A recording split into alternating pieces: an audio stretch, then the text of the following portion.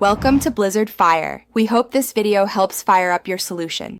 In this video, I will explain how to set up a Slammo net. First, let's assemble the frame. Take the 5 black frame pieces and connect them together to form a perfect circle. You'll hear a satisfying click as each piece locks into place, ensuring a sturdy foundation for your game. This circular frame is the essential base that will hold your net taut and ready for action, providing a consistent playing surface for hours of fun. Next, it's time to attach the net to your assembled frame. Carefully unroll the net and find the small hooks positioned along its outer edge. Begin by hooking the net onto the corresponding slots on the frame. Work your way around the entire circle, ensuring each hook is securely fastened. This step is crucial for a tight and responsive playing surface, so take your time to get it right. Now, let's get that net perfectly taut for the best bounce. You'll use the included bungee cords for this.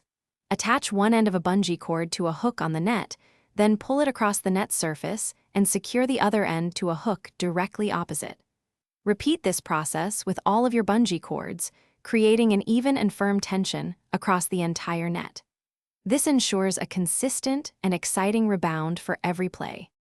With the net attached and tensioned, it's time for some final checks. Give the net a gentle bounce test to ensure the tension is even across the entire surface. Make any minor adjustments to the bungee cords if you notice any loose areas. Finally, place your fully assembled Slammo net on a flat, open surface. You're now all set to grab your ball and start enjoying an exciting game with friends and family. Thanks for watching. If you found this helpful, don't forget to like and subscribe.